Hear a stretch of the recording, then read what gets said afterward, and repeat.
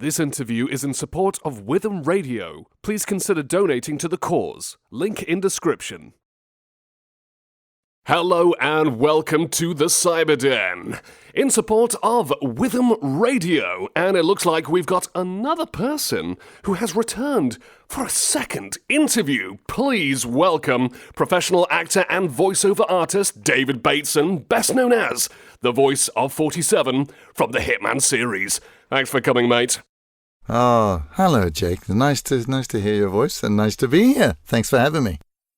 Great to have you as well. So, David, let's go all the way back to the beginning once again, and we'll start off with the usual bread and butter question. What inspired you to enter the world of acting and voiceovers? Well, that's actually a good one.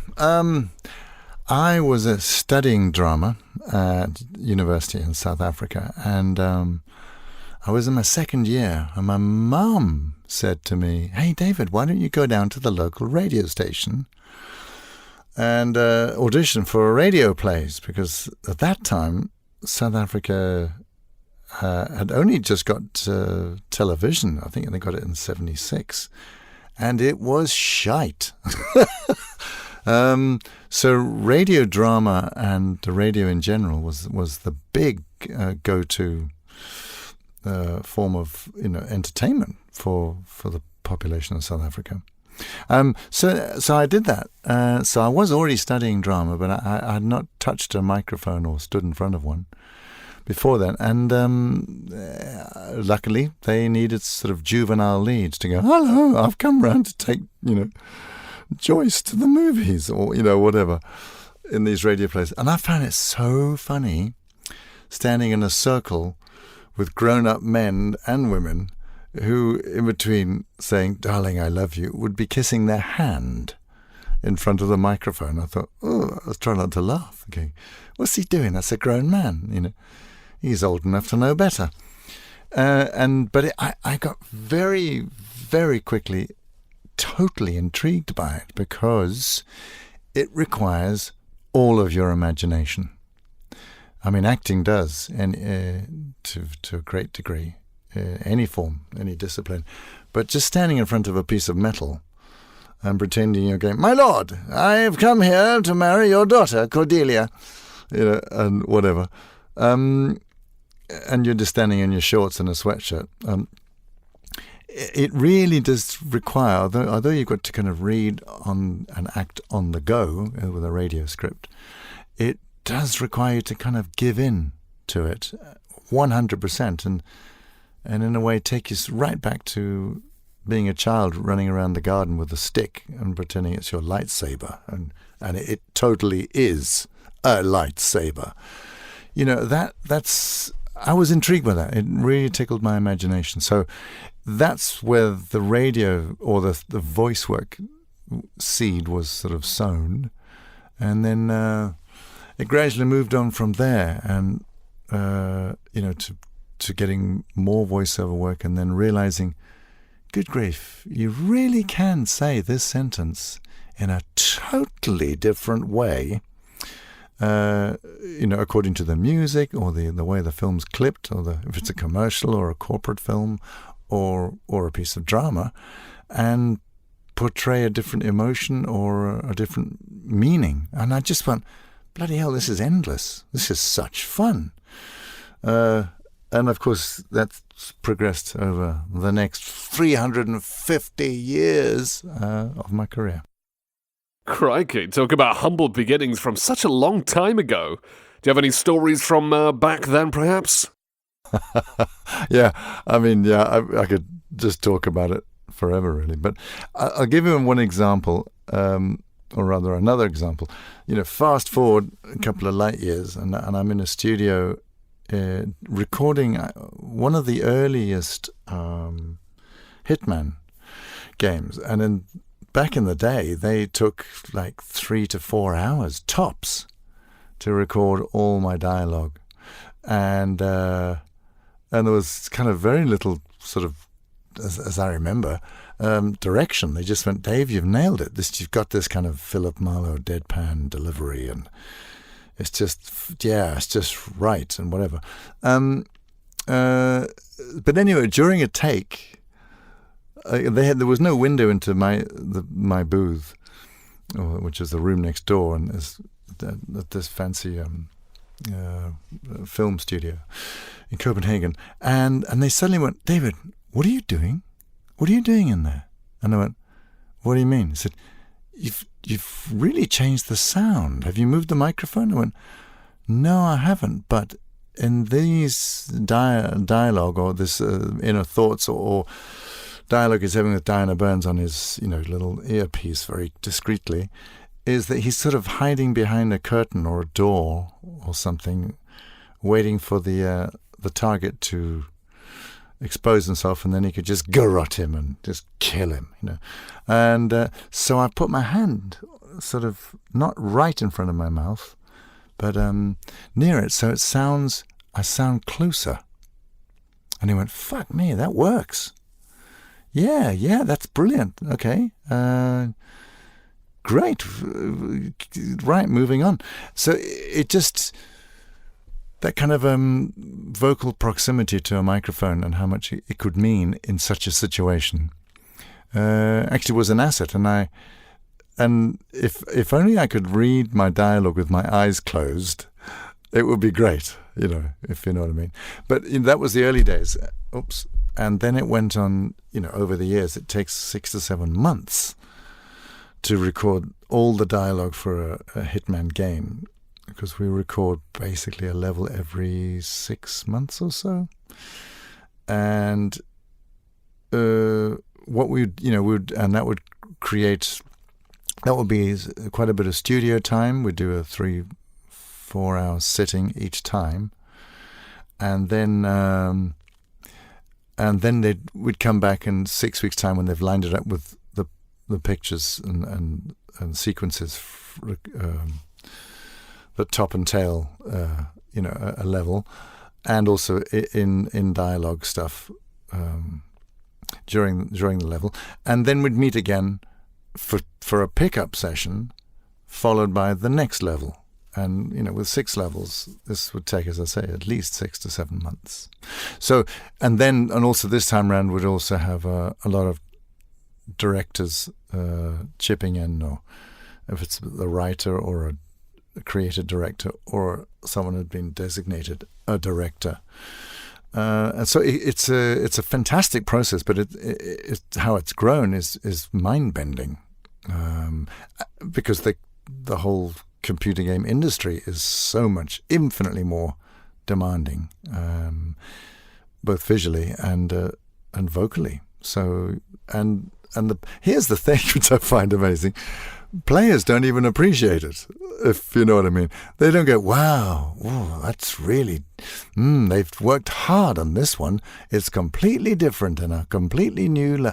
No, they don't. There's an absolute expectation that this game will be outstanding and better than the last one, and it's expected. So... all of the poor game developers have been working on shadows and light and tracking shots and you name it. There's no record of them going being appreciated or acknowledged, which I find completely wrong. And the same goes for all the dialogue stuff, and how incredibly involved in that is, and then the sound design that lies in and around it and under it. So, but it makes me smile, because I'm smiling now, because it's just taken for granted. Yeah, that's how it should be. But we're all going, bloody hell, can we have a rest now, please? So, yeah, that's the short answer. You've just answered about 4 questions in one go here, and I've not even asked my second question yet. I do apologise, yeah. Sorry, it was just... I thought either you've fallen asleep, you're making a cup of tea, or I'll just keep talking until you interrupt. So you can cut that up as you like, if you like. Nah, I'm keeping that as it is. That's a fantastic answer. And to be honest, I get what you say about, some fans basically being like, well, this is all great and amazing, as it should be. Yeah. dust off hands, nothing needs to be said. But actually, there are, especially from the Hitman fan base, there are a lot of fans if you look at things like YouTube videos, playthroughs, or like the funny dialogue moment compilations, or the kill kind of compilations, or even the background like ASMR noises in certain levels, and you see people there go, God, the writing, That's true. The lighting, everything is amazing. You know, Jake, you're totally spot on. If you go anywhere near a Hitman community website, you will get the most informed and insightful comments about the level, the writing, the acting, the visuals, everything. You're absolutely spot on. In fact, that when I do that, it's very humbling because you're going, bloody hell, they noticed. It was just a general comment I was thinking of when, 80 million players and you're expecting, you want some headlines from this compared to so and so, this was and this is the reason why it was better, But you do get that kind of detailed analysis on the communities, no question. Yeah, very much so, very much so. The Hitman fan base are, of course, very passionate about even the smallest little details. But on the flip side, they also love the goofy moments. The goofy moments in the Hitman series, especially those interesting lines of dialogue in that first game. That was, pretty humorous. Well, yeah. I can't remember that far back. It's 25 years. But no, and actually, to be honest, those are the games I played most. Silent Assassin, Codename 47, and Blood Money, for that matter. And even Absolution. But after that, I was with child. I don't know if you have kids, but that took a lot of my time. So to go home and go, right, darling, I'm just going to go and play Hitman for the next 5 hours. Is that okay? Fine. Good. Those kind of moments just went away. So to all those people listening, if you're going to have children, play every bloody computer game you can get your hands on now, because you won't get a chance later. At least for a few years. So I do. But individual lines of dialogue, you'd have to jog my memory. Also, here's the thing, Jake. I've had fun taking the piss out of some of the writers with some of the dialogue, especially as it's evolved over the years. But the whole thing was Silent Assassin. And my theatre boss in Copenhagen, Vivian McKee, who played the original Diana Burnwood, was always teasing me about the fact that she says, wait a minute, I'm the one who's talking. I've got verbal diarrhea out there, and you just go, Agent 47 in position, target down, And she's going, but you're getting all the credit. And I'm just rabbiting away going, Agent 47, do this, go there, shut up, get your gun, do your job, and then get away. And I'll leave it to prepare. But so she's doing all the recording and the rabbiting away, and I'm just doing as little as possible.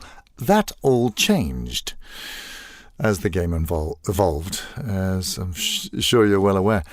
That now and here's, I think I have mentioned this to you before, but I'm going to say it again. Just I said to the guys when I think it was Hitman 1. It couldn't have even been, no.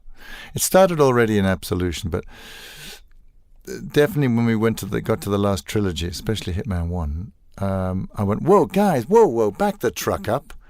What's with all this dialogue, all this kind of like meaningless, just blur stuff that Agent 40, he's supposed to be the silent assassin, cool or what? And then you've got me going, would you like ice in your gin and tonic? And what? And they said quite rightly, No, the game's evolved now so much. There are very long sequences where the player is sneaking around and working his way into a building or to get close to a target, and therefore he's in silence. So we've decided to create more sense of involvement by when he's in disguise as a waiter or as a butler or as whatever, to give him more contact and communication with the other characters that he meets along the way. So, and I went, no, I don't think I think this is the wrong way to go. And I was so fantastically wrong when I heard and got to play some samples from, as I say, I think it was Hitman 1. And I heard all that stuff in action. And you're going, yeah, you know what? The game is light years from Silent Assassin and Codename 47. And these long sequences where there's no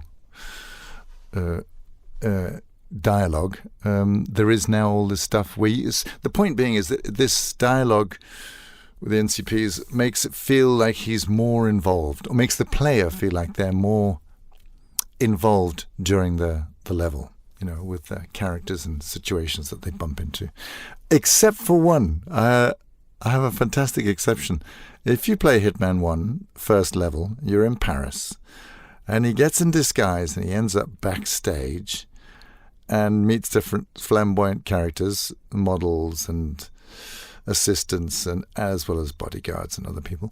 There is a wonderful moment where he meets a very flamboyant, I don't know if it's a costumier or a dresser or a makeup artist, but this wonderful flamboyant gay guy who comes at the end, wow, how can I help you? And it's so lovely because I found in reading as the character Agent 47, I just suddenly thought, Agent 47, I have no information in this area.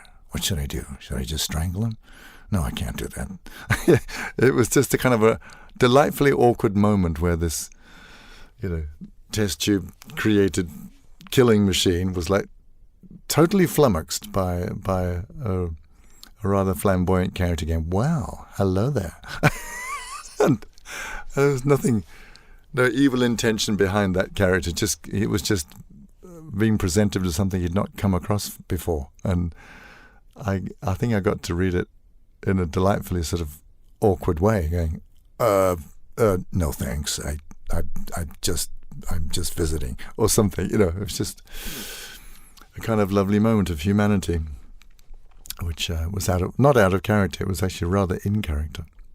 So the game has moved along incredibly over 25 years. Can't believe it myself. It's great to see this kind of evolution of dialogue, because those early days, I can jog your memory a little bit, of course. With please do. Yeah, so let's say Hitman Codename 47. Of course, you had lines like the infamous meme-worthy, I need to use the bathroom. Yeah. That cropped up and became a laugh over the years. Then you had more kind of, I suppose you had more like narrator style, kind of noir style narrations for when you start levels, like 47 arrives in the jungle and he goes, Colombia, from what I've heard, even the butterflies are corrupt and smuggling drugs. Pardon? Okay, that's a good line. I had forgotten that one. But yeah, it's true. There is a sense of, with back to the Philip Marlowe thing. It's just like, I opened the door. The door was ajar. It's because it's radio drama describing all the visuals, which you didn't have in radio drama. Of course, now you have all the visuals, so there's less and less need for the protagonist to actually explain what you're looking at. But it's had that wonderful sort of film noir feel to it, especially in the early games when it was just a more primitive example with long shadows and looking very sort of Blade Runner-y, and Japanese sort of what do you call that? A cartoon film, a cartoon type comic books. So it seemed to fit very much the kind of the Orson Welles of 39 Steps, post-war Vienna, just running around in tunnels with these incredibly long shadows and stuff. So that's where that Philip Marlowe's atmosphere came from. But now it's light years from that. Someone said to me, and I don't know, Jake, if you know this or can correct me, but there is we're going to be celebrating this year the 25th anniversary of Hitman, which is, by the way, a phenomenal achievement. And when BAFTA Games did this world survey with the question, what's the most iconic computer game character in the history of computer games? And Agent 47 came in third place. That really made our Interactive sit up and going, bloody hell, are we really? Wow, that's extraordinary. But I gather that that I'm nearing a Guinness Book of Record. What do you call it? Glorification. I don't know what you want to call it. Of being the person who's played the lead character the longest. Or I'm getting there apparently, but I thought it was the guy who plays Luigi, Mario. But so maybe I'm heading towards the history books there. But under all circumstances, 25 years in the computer game industry is about 3 light years, or 3 species later on the Wall of Fame. So it's exciting times, and to see the game develop over the years to now. I had this conversation with Hakan, the CEO, when we were in Hollywood about 6 weeks ago to present the new teaser trailer for their next up and coming franchise release, the James Bond game called First Light. And so they were there, IO Interactive were there doing that in the afternoon, and in the evening we were going to present, and we did present, the Elusive Target, the latest one based on Casino Royale and starring the famous, fantastic Danish actor Mads Mikkelsen, who'd been scanned into the game to reprise his role of Le Chiffre from Casino Royale. So but anyway, so at this event later in the evening, when all the journalists and the flashing lights and the videos and the interviews had died down, and we were upstairs on the top of the Hollywood Roosevelt Hotel on this fabulous sort of penthouse rooftop thing, and it's great because then we're just like, I don't know, 8 people, 10 tops, just chilling. And I think I asked Hakan, I said, wow, Hakan, you've been the CEO now, and it's the very big redevelopment stage of IO Interactive's history in taking back ownership of the franchise and seeing it through, Hitman 1, 2, and 3, which had really taken off the player statistics, and opened offices in 4 other locations in Europe. And I said, how does it feel for you? Because that's one. I mean, how the hell do you sleep at night even? But I didn't say that second bit. But it was interesting to see him sort of take a deep breath and go, that they can't quite believe it themselves to a degree. I mean, it's a well thought out strategy in all that they've done, and has required oceans more time and involvement and work than me farting about at a studio for up to 6 months. But it's still, as a community, the Hitman, the IO Interactive personnel must kind of sit back and look and say to themselves, wow, what have we done? This is extraordinary. And it was such a lovely, intimate conclusion to a ridiculously unrealistic or out of body experience, that Hollywood weekend. That it was just nice and intimate and genuine to sit there on the roof and just go, wow, that is the Hollywood sign. Yeah, and look over there. Yep, that's downtown LA, which has got more people in it than 4 times the population of Denmark. And the whole experience was larger than life. So to see the franchise grow to that, to those heights, it must be just bizarre. And it came across, but in a nice, natural way, just talking there on the roof. So let's see what the next 25 years brings. Here's hoping for another prosperous 25 years indeed. Let's see. Yeah, let's hope so. Well, I'm sure it will be. But it's a brave new world, because on the AI subject for a moment, I asked a Danish journalist working for the national TV station, so the BBC of Denmark. It's called Danmarks Radio. I asked him, said, "Hey, so how's it been for you guys with all the developments that are out there now, including AI? I mean, has it been a good sort of work partner and an assistant for you?" And he took a deep breath and went, "Not really." And I went, "Why?"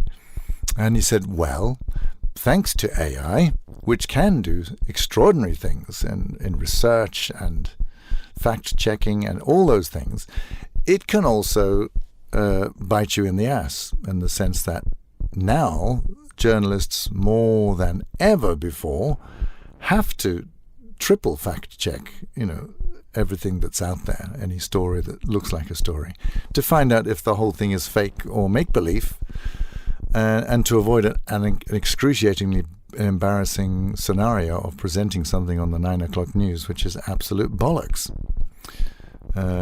So yeah, that was another side to the other side of the sword, on that two-edged sword.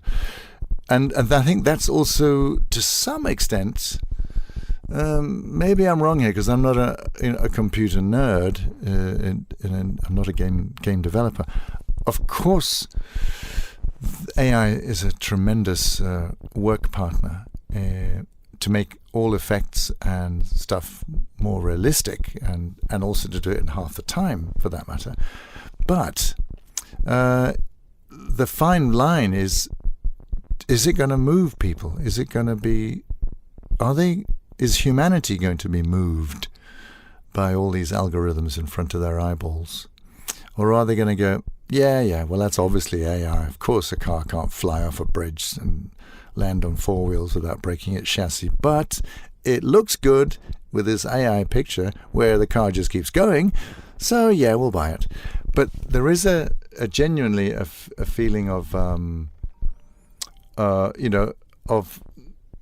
coming across it anyway, a slight AI weariness from people who are exposed to it, in the sense that they're going, doesn't really move me. I don't really care, And that's both surprising because the effects are stunning, but also you're kind of going, yeah, right. I'll give you an example. Last night I saw Jurassic Park in a drive-in, which is a bizarre thing to do in Copenhagen.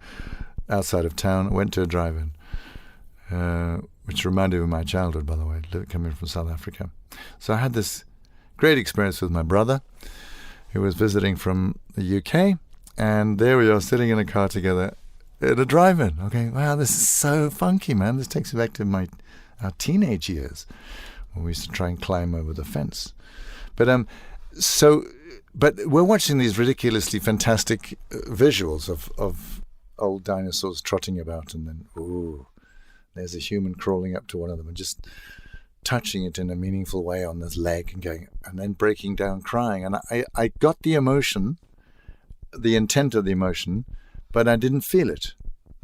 And that was interesting because it was all too ridiculously perfect. I didn't get a sense of the danger of actually, if that thing just moved 1 foot, it would squash him. Or that he was even concerned about that, because we knew that wasn't going to happen. Because, he's a lead and it's a computer animation, AI-generated leg of some big dinosaur, and it's all going to end well. But of course, the bad guys are going to have a different experience of their encounter with a dinosaur and are going to be eaten horribly. And of course, they all were. So it was a kind of, what you're looking at, a format designed by Suits and in a room with a lot of algorithms. So as much as the music tries to give you the emotion and the visuals are doing their best, it can in very easily just backfire because you're going, oh, come on. No.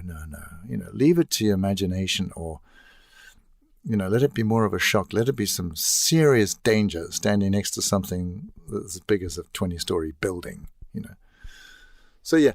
So those are equally as challenging as watching impossible car chases and going, yeah, right. And just not being moved by it because it's also perfect. Actually, I'll give you an example. Earlier this year, I was in a studio for a very, very large Danish company, which will remain nameless, but they sail around the world with containers. Just leave it at that. And there was a very nervous American executive who'd been called into the studio and said, listen, just make sure this guy gets it right, okay? Because there's coming 400 executives who've come from all over the world who are tough going, seafaring folk that are in positions of great power. And we're going to basically show them a big corporate film telling them to work harder for less money. That's not what the film was about, but it always often feels like that. And the visuals were like this. There were, I think, 6 or 8 climbers, 4 men with like 2-week growths, looking rugged and tanned as hell, and wrinkles, but buffed and covered in climbing equipment. They had more stuff around them going, I'm a climber, I'm a professional, look at this kit I've got on me, and with a helmet on and stuff like that. And the 3 or 4 female climbers, I just smiled. They were all sort of in tight-fitting T-shirts and jeans, perfectly firm-breasted women with immaculate skin, all blue eyes, with little sort of shards of hair falling over their eyes, no safety equipment whatsoever, as far as I could tell, and just looking gorgeous. And then you get to the sort of Iwo Jima moment at the top of the mountain, and the stick and the flag in the top, and going, we did it, So this guy's there, and he's saying, David, listen, it's got to be real, because we've really got to convince these guys. They're going to, this got to just... We've tried it with AI, and it just doesn't feel like we made it. And so anyway, but he said, do it like that. Well, I want this big American trailer and the 72-piece orchestra just doing their best to, climb Mount Iwo Jima. So I did it like he wanted to do it again and again, and he wanted it more, and it was in a whirl. It was all like that. And anyway, at the end of it, I said, listen, we've got a bit of time left. Could you just humor me one moment? Could we just run it again? Just give me one take. And I could see the guys look into the window going, but why? We've got what we wanted. Everyone's happy. So I said, no, just seriously, just come on. It's a 2.5-minute film or something. Do it again. So they did. And bearing in mind these 400 tough seafarers who had really worked their way through the ranks and were going to, they just know bullshit when they smell it. And And that's the reason why this American executive was there, just to kind of make sure I just hit it right, totally. Gave it all the big trailer look and sound and feel. But I was thinking of them, and I thought, you know what? They're humans. These guys have seen and done it all. So I leaned back on the mic, and I just put on my sort of life-experienced voice, which was sort of older and maturer and a bit more crackly and a bit more, effort in it and a bit of breathing and just thoughtfulness. I had to do it exactly in the same timing, of course. But I just wanted to make it feel like, shit, this was hard. This was tough, but let's do it. And I had anyway, during the take, I could see this American executive sort of nudging the sound engineer on the shoulder, and I knew what he was. Did you get that? Are you getting this? Are you getting? And the guy's going, yes. Yes. Stop nudging me. And I just had the one take, and I came into the box, into the control room afterwards, and this guy was just going off. He said, "That's it. I felt that. I got goosebumps. That's the one." And then we wanted to make sure we got it all in that one take, which we did.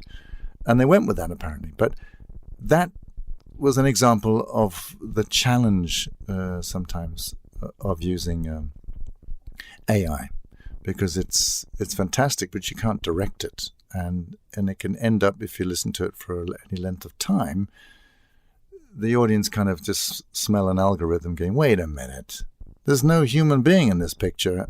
And you just turn off because you're not getting moved by the humanity of exactly, yeah. Sorry, long story, but moderately interesting, I find. Well, I absolutely agree with what you say there, because, I mean, let's, of course, lean back into Hitman, of course. Compare your performances to anything that a software or a machine would churn out.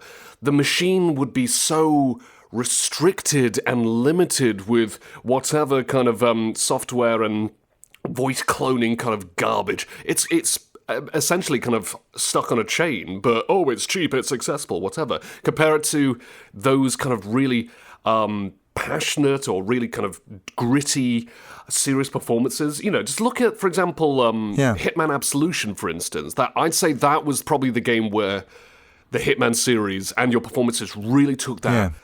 Really kind of stepping out of that comfort zone of Hitman being like, bulletproof, gritty one-liner. But bulletproof. Please, could you actually tell us a bit more about the performances, especially in those emotional performances in moments like in Hitman Absolution and then the Hitman trilogies? How is it that you actually pull it off, especially with such a stoic kind of character? Well, Absolution still remains my favorite game to have recorded as a voice actor, because it was very filmic. I know gamers have reservations about it, like compared to Blood Money, which was just before, because it felt, it was just more filmic as a storyline, and it had that sort of Jean Reno, Leon, Luc Besson film, about the hitman who suddenly finds himself having to look after a teenage girl and going, I got no information in this area. But also the way it started, where he's kind of talking to himself and he's on his way to kill his boss, which luckily he didn't succeed with doing, Diana Burnwood, but and shoot her in the shower. But it was filled with so much emotion and sort of regret and trauma, and there was a lot of real acting being allowed, and luckily the dialogue was the script was very good, because I can't underrate that enough, or overrate that enough, I should say, because it requires good writing first and foremost. Whatever you do, if you if it's a radio drama or a computer game or an action film. But the stuff in that film, I'm calling it a film, Absolution, was so filmic and had a kind of a big emotional arc, which was, as an actor, easy to follow and required a lot of attention. That was a great challenge and a total joy. It was like a 10-course evening meal when you're starving, as far as acting goes. And you'd appreciate that, Jake, as a voice actor as well. And that's just multiplied. When we got to the trilogy, we're going to tell the whole story arc, but in 3 games. So let's really dive deep here. And to be in I adored the sequences where I'm with Agent 46, who's his childhood friend, basically. And there they are on a mission together, driving this car. And I just thought, it just resonated in so many ways, the humanity of that situation. And then, of course, for me, which was groundbreaking for all of us, having Diana Burnwood in the field in South America, that was great. When we sort of, now we're going to freelance and we're going to work together and get this done, and she's going to help me out in the field and not just be a voice in my ear. It wasn't a romantic involvement, but there was genuine humanity and compassion and understanding for each other as human beings. So, yeah, those are IO Interactive. If you're listening, can you just please keep doing what you're doing? Because it totally has worked. But back to what I mentioned right at the beginning, that there is in the Hitman community, there is incredible deep observations about every aspect of a game. But generally speaking, you don't hear much. People go, yeah, it wasn't bad. Yeah, it was good. Oh, it was better than the last one. And they move on because there is a tsunami of computer games out there, all pushing the envelope, as they say, technically and visually and dialogue-wise. So there is... The whole industry is bloody exciting. I can't get enough of it in that sense. Where I get really involved in the industry is when we're having to vote. I never get round to voting. I nearly always abstain. I have done apparently, sometimes. But it's because it comes at the worst time of year. It's right in the middle of my rehearsal period for this annual show I do in Copenhagen in English. And so it couldn't come at a more worse time. But I see as many of the clips as possible just to see how this industry has evolved. And it reminds me, back in 2016, I was presenting at the BAFTA Games Awards, Best Technical Achievement.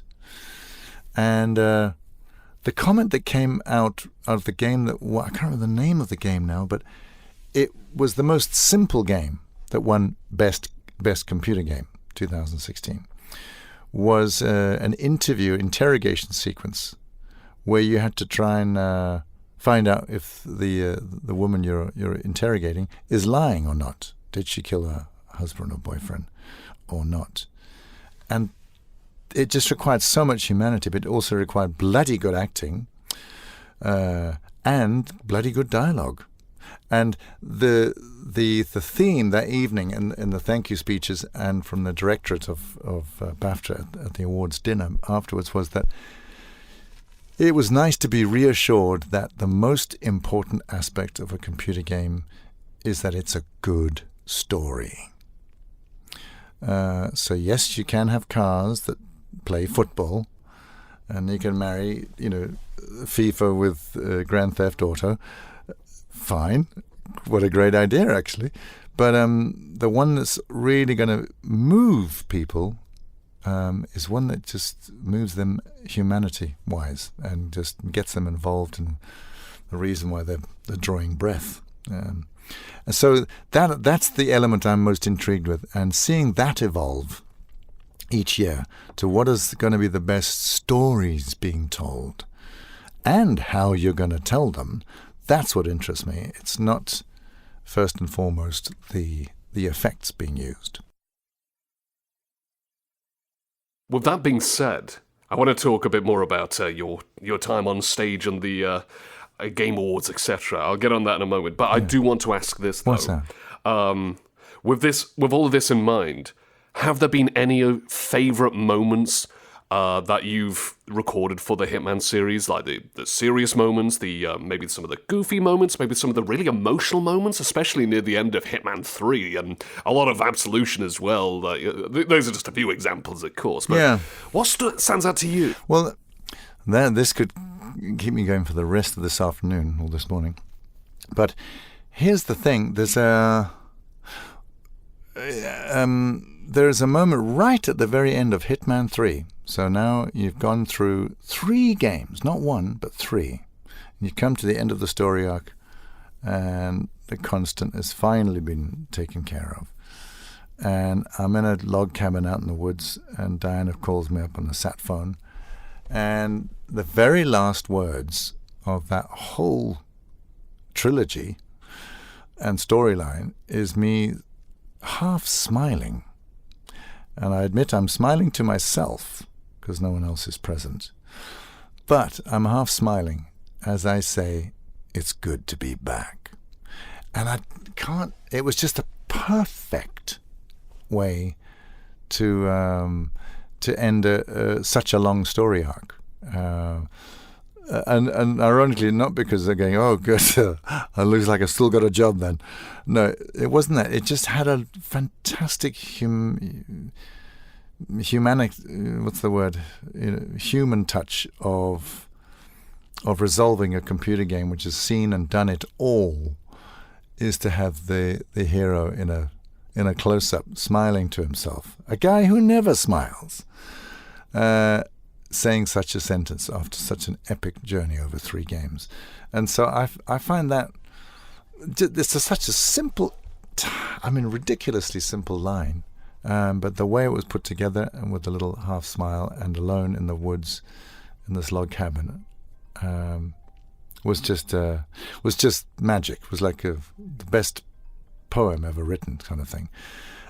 So yeah, I'm all in favors of those magical small moments. It doesn't have to be a big one with everybody dies, or yippee-ki-yay, motherfucker. It doesn't have to be one of those kind of moments. It can be the sweetest, smallest thing that touches your humanity. So that's on the one side. And of course, I have said this before in interviews, as recently as Hollywood, actually. I went, oh no, I'm repeating myself.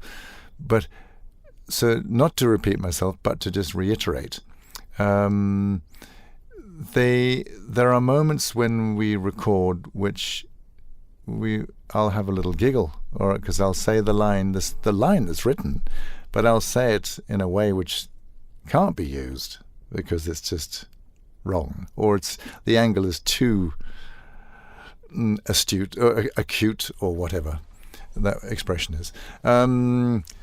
In terms of the meaning, but it frees up the creativity in me to have a kind of little giggle moment, and then get back on track, and do it again. And out of what has become a vein or a habit of doing each line 3 times, what I often find out is that to myself, I actually write down, after I've done the 3 takes of the one line, I'll write the number down of the one I think just hits it. And yes, in a way, it's often percentage-wise probably the 3rd version. Like I've used the first one, which is an impulse way of saying it. The second one, I'm starting to work it through, and the third one is that's the best of both worlds. But it's also can be the first one, which is that impulsive piece of humanity, just going, yeah, say it like this. And so I write this number down, and seriously, mystically, 9 times out of 10, when I've asked, what do you think? And I've already written the number down, so I've already committed to which one I think is the best. They don't know this, by the way. I'm often recording in my own studio in Copenhagen. And it's the same number as the one they choose. And I can't put my finger on that as to why. There is a degree of synergy between ourselves, now the writers and the directors, and myself after all these years, which again I've said before. But there is something intrinsically human which you can't quite put your finger on when you're in the creative process is just let free, and you go with it. I've listened to some stuff from I'm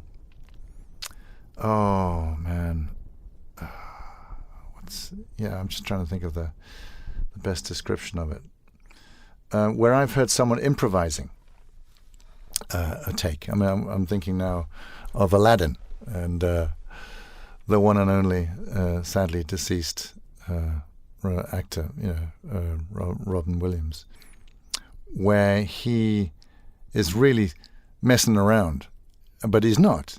He's freestyling around the dialogue and making it 150 times better than it was before. But he's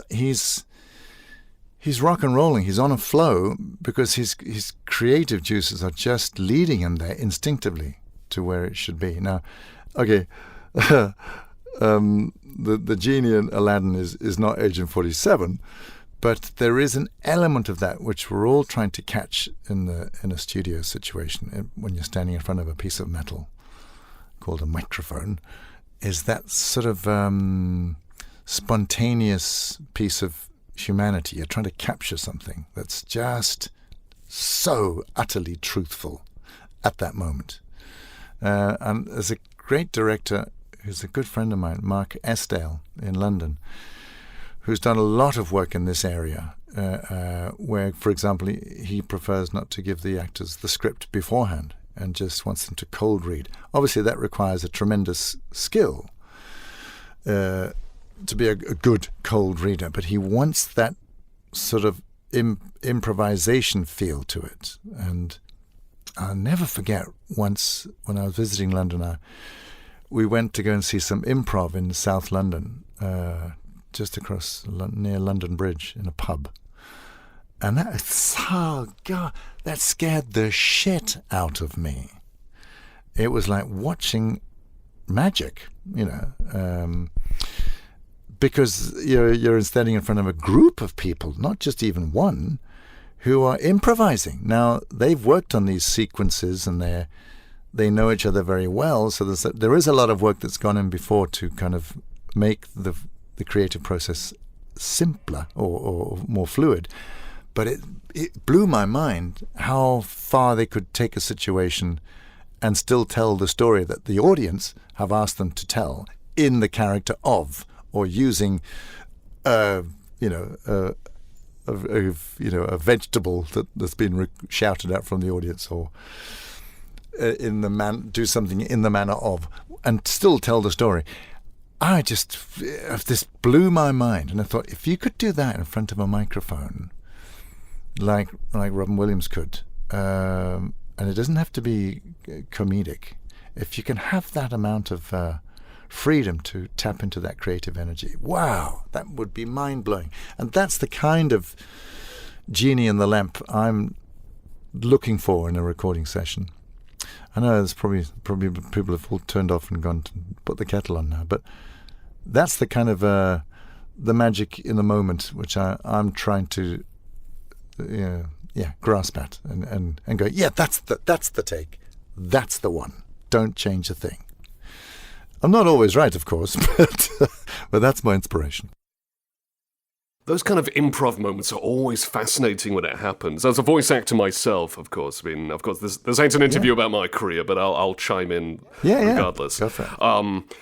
Again, those kind of moments where voice actors are able to just kind of delve into the mind of a character and go wild with it, so long as it's, in character and kind of reactive, responsive. always fascinating. It's such an amazing skill to have. I do this quite a bit myself with not only just like, if I do a recording session with someone, I might, try and pull off a trick here and there, but I also do it with some of my side projects. I record ASMR role plays to kind of help people... Oh, really? Yeah, to help people relax. And I have these kind of characters with different personalities, but they're all, they help the listener relax. All the dialogue improvised. I just do it on the spot.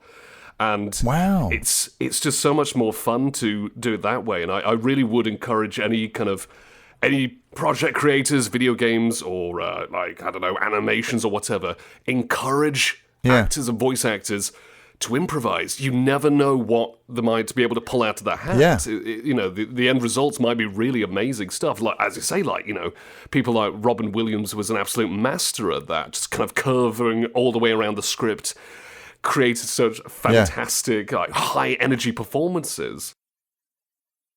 Well, I strongly encourage you to contact Mark Estelle at OM UK because this guy's taken it to another level, and it's wonderfully.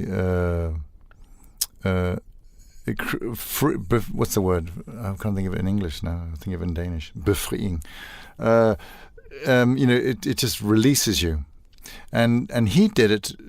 What got me first intrigued by this man and his studio, when I first found out about him, was that he said he didn't want a microphone standing still. He wanted to say, how can I free the actor? So he developed a system where the microphone is attached to the head. And he even had a camera situation with 3 screens. And one screen would be how your animatic character looks like. If you're a blue orc or whatever, that's what you will see moving, and your face, will be picking it up on the GoPro, but in that character. So you go, oh my God. And then the other screen would be the situation you're in. So there you are in a cafe next to the Moulin Rouge in 1864, and there's horse carriages going by, and you're, okay. Would you say there were any performances in the Hitman series you wish you could have revisited, either because you felt like you could have done things differently or better, or maybe you just wanted to try and do something different? But then again, have you otherwise been satisfied with all of your performances to this date?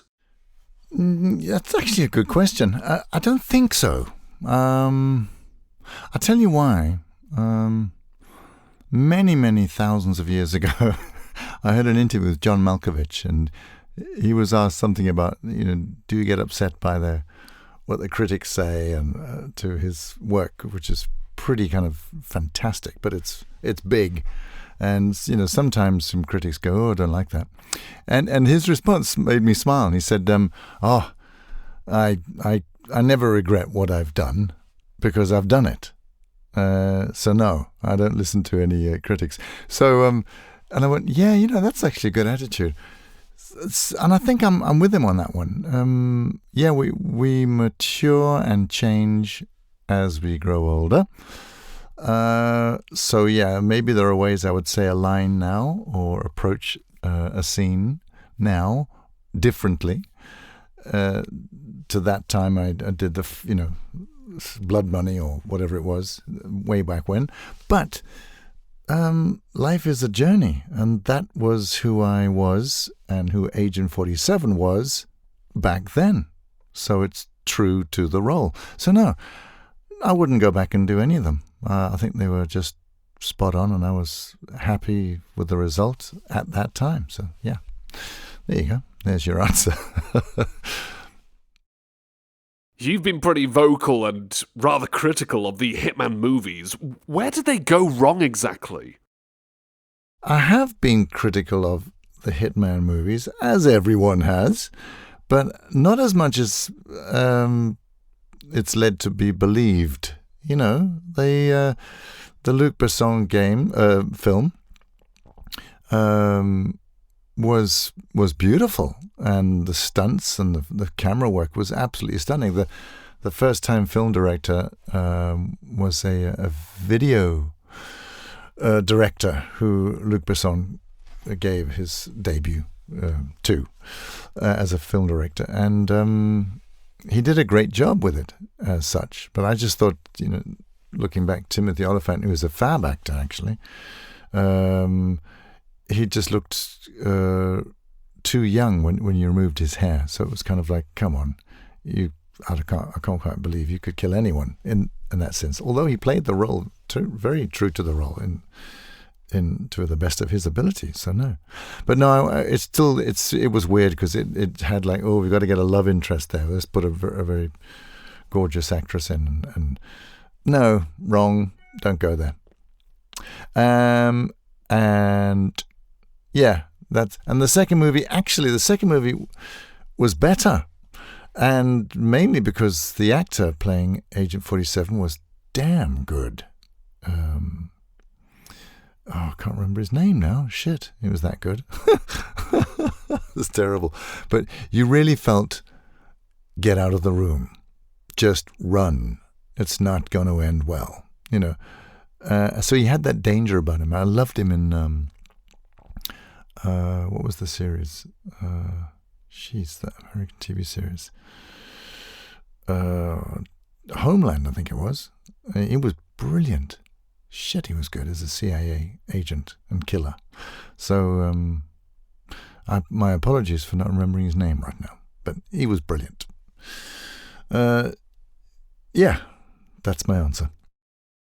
How about we talk a bit about some of the really amazing things that you've managed to do in person? Present the Danish Game Awards of 2025 and get inducted. You met Jesper Kyd, the original composer of the Hitman series, who performed live compositions of the soundtrack. You did real life Hitman video where you were voicing 47 while an actor walks through a mansion and does what these other celebrities kind of tell 47 to do. And also you met Diana's voice actress, Jane Perry, from the Hitman World of Assassination trilogy. You did so many amazing things. Please tell us more about what was it like? Well, yeah, it's an envious position to be in, and I fully appreciate that. Over the years, the things that I've managed to experience. Jane and I had never met each other until about, maybe, 6 years ago or something like that. And then I phoned her up when I was visiting London, and I said, listen, we've got to meet up. Let me treat you to lunch at Groucho's. And that was literally the first time we met each other and hit it off big time. Now we're very, very good friends, which is wonderful because, wouldn't it be awful if we actually hated each other? Having to go. But I've always recorded my lines in Denmark, and she records hers mainly at Side Studio in London, along with the other actors. So she has more of a relationship to the rest of the cast than I have. I'm just on me Todd. So it's so wonderful to have a good relationship with her. And now we tour around to games cons or games expos or comic cons around the world, basically.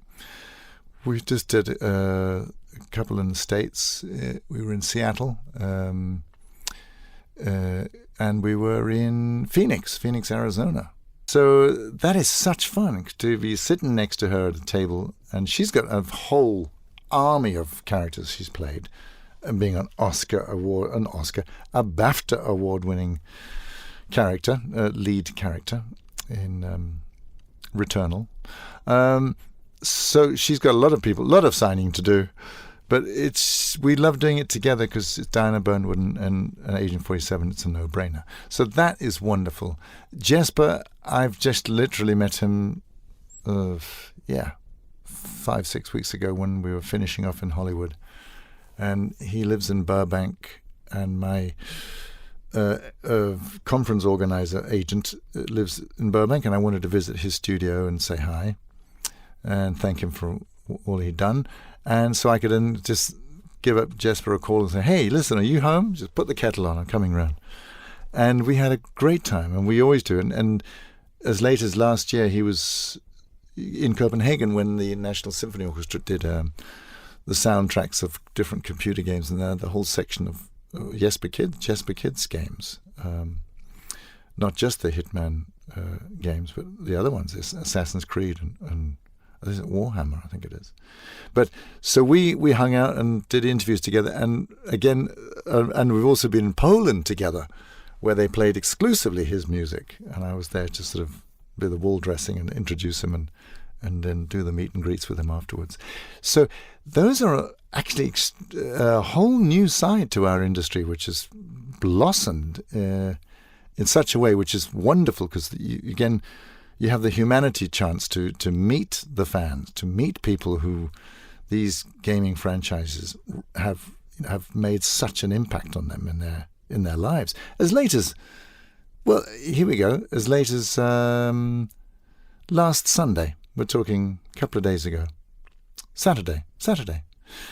I'm in Limona, on Lake Garda in northern Italy, and I put out a photograph of me saying, Agent 47 taking a break, with a photograph of me from the back with a barcode in the back of my head, just looking out over the lake from our balcony.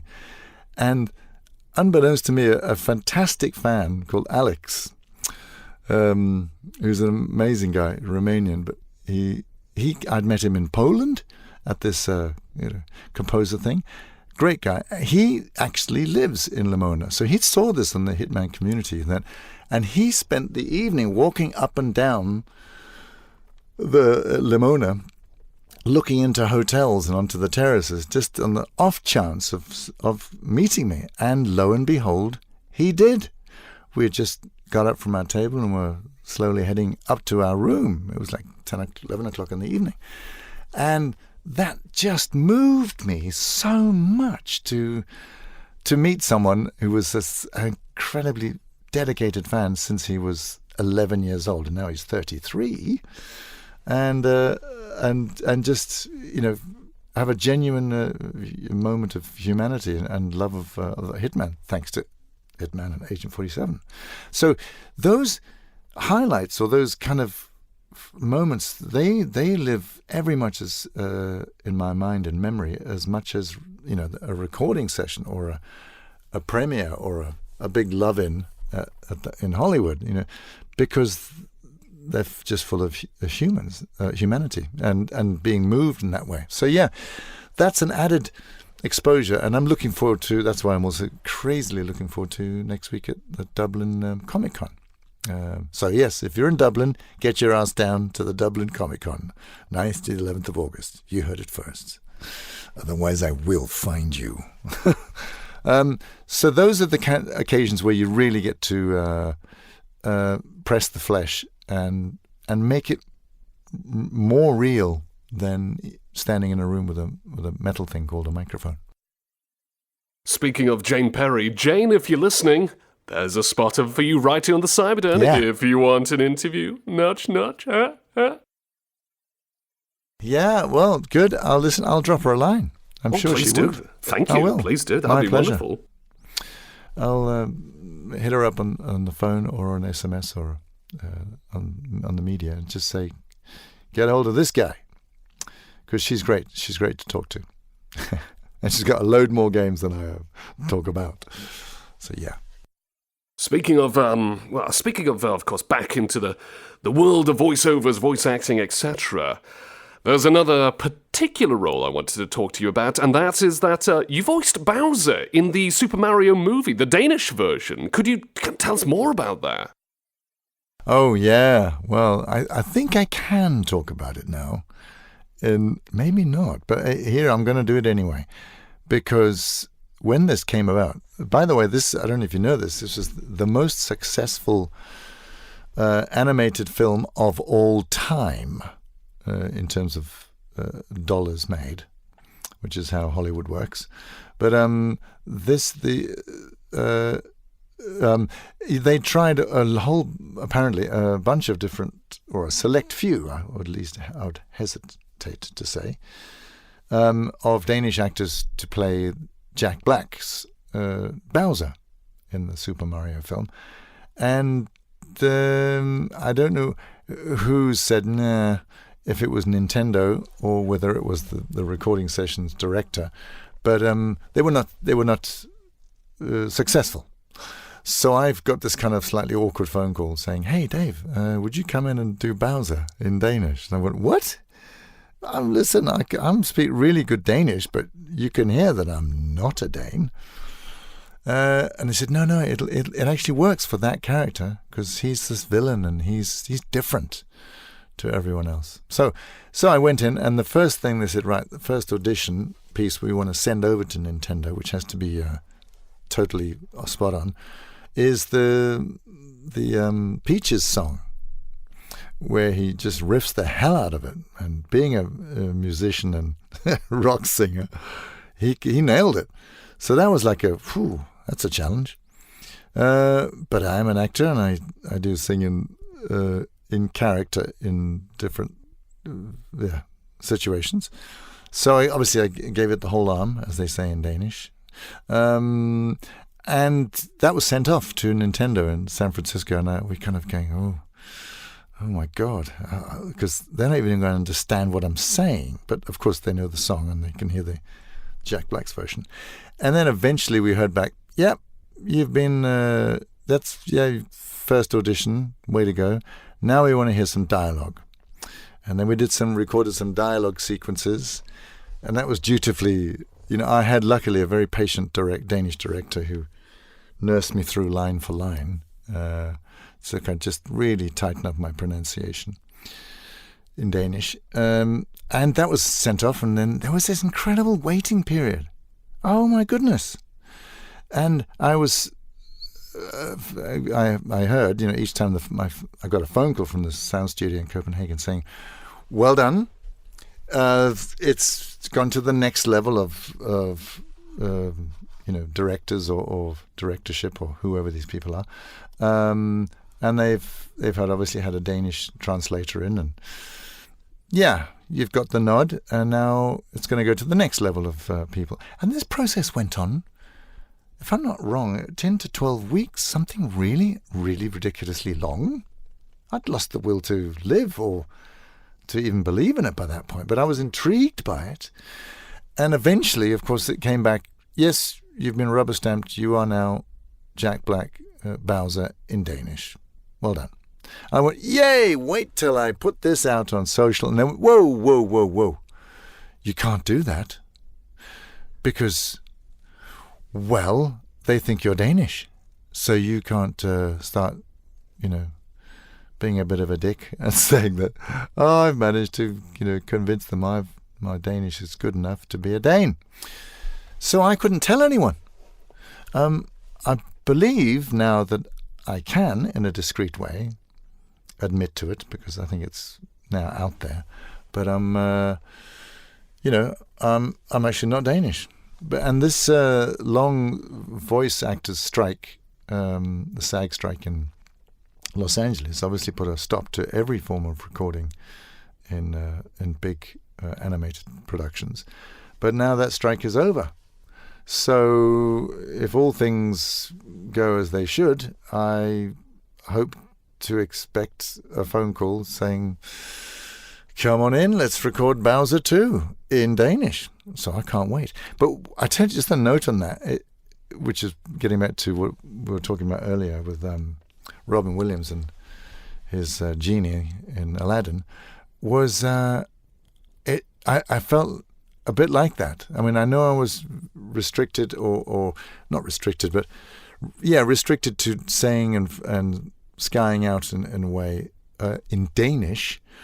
But I got this kind of out of body feeling that I was in the spirit of Robin Williams, because the character is so out there, to kind of give it a little twinkle of that improvisation feeling to Bowser in Danish was mind blowing. So I have a great experience. I'm looking forward to that one. Please don't fire me because I've told you, Nintendo. Please don't. I'm very good. There you go.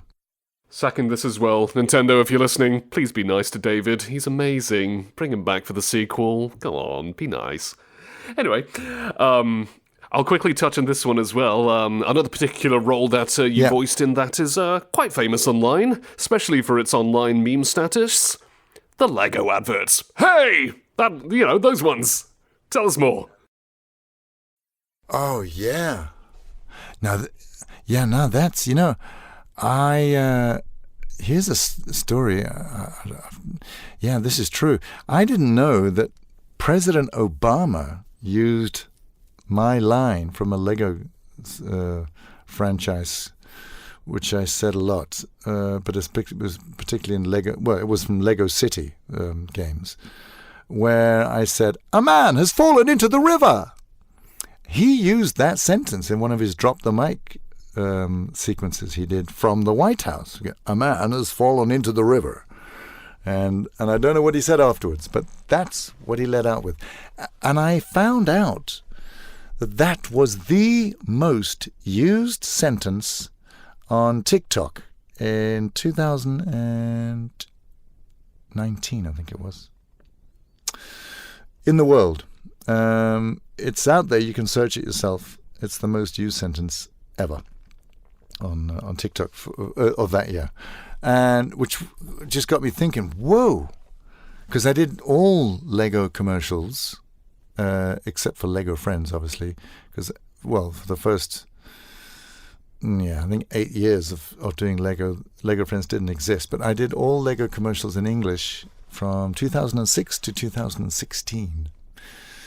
Around the world, because Lego's Danish, and I was fortunate to be in the right place at the right time, and they liked the fact that I could do it differently for the different franchises of game franchises, from Lego City to Lego Cars to Lego Hero Factory and so on. And Lego Harry Potter, for that sake. Actually, I'm still officially, I still do some voiceovers for the Harry Potter franchise of Lego. But that was mind-blowing. And I got this phone call. I did this interview in Denmark a few years ago when I was told by Thomas Benser, who owns Pixel TV, who's the kind of the guru god of gaming in Denmark. And we were on this Good Morning program, and he said to me afterwards, "Did you know?" And he told me about the TikTok thing. And then he said, "Listen, David, I've just got my iPhone here. Can we just do a sentence of you going, 'This is Agent 47,' followed by, 'A man has fallen into the river. Quick, call the police.' Build the helicopter," all that stuff. So we did that. And later that day, or rather in the middle of the effing night, my phone rings with an almost hysterical Thomas Benser on the line going, David, put that out on my social. It's gone mental. There've been over 300,000 views and 92 or 97,000 comments on just that, because it blew everyone's mind that, for the Hitman fans going, "Oh my goodness, he's also Lego?" Which is obviously a huge toy franchise out there in the world. So, I've been very, very fortunate to be in the right place at the right time and have that kind of experience. Here's another video game role I thought I'd bring up. You voiced Virgil in a game called Light Matter. What can you tell us about working on this? Yeah, now listen, this is a little known fact, really. When I voiced Virgil in a fabulous game called Light Matter by Tunnel Vision Games, about 6 years ago, something like that, I was totally blown away by the script. And here's get this, it really appealed to me because it's about a world where shadows can eat you and sort of eat you up or burn you to death or just, kind of eat you up. And it really appealed to my imagination because we all have that. We all have this ingrained primitive fear of the dark. And this took that to the next level. So you had to avoid the shadows. Whatever you do, stay in the light. So that just really triggered my imagination and took me way back to childhood, really. Oh, what's that under the bed? Oh, what's that dark shadow around the corner? Oh, no. And the character was absolutely off the scale. What a gift as an actor. Virgil, he was this sort of mad professor who kept changing. He was a total and utter psychopath. So in the one section, he'd be friendly to the player. He'd be trying to genuinely help you and be talking nicely to you. And then another second later, he'd be suspicious of you, as if, oh, you must be with the press, aren't you? You're here to kind of out me as a mad professor and my wonderful creation. And then other times he'd be absolutely vicious and nasty and evil. And I like that. I like the way he could just change, and it was a wonderful challenge as an actor. And the other thing about it, I nearly passed out during recording this in a studio, because there were some moments where, in his more psychotic state of mind, particularly towards the end of the game, he really screamed and lost the plot. And seriously, when you scream and get very, very angry, I see like stars before my eyes. I literally do. And I just kind of swaying in the studio, and I could see them on the other side of the window going, oh, this is great, and smiling. And I'm actually holding on to the stand because I've nearly passed out. I just had like a complete rush of rage and to my head, and having to repeat something and repeat something and repeat something. I nearly lost it. I nearly passed out during the making of that, recording of that. And the other thing is, it was tough on the voice, but my voice coped. But it's not something you want to do every single day. So yeah, I can strongly recommend it. Light Matter by Tunnel Vision Games. Check it out. What can you share about your experiences on stage, and perhaps you might have any favourite performances that have stood out to you? Don't get me started. Yeah, I love doing Shakespeare. I'll say that now. I've done 7 Shakespeares in my career. I wish I'd done more.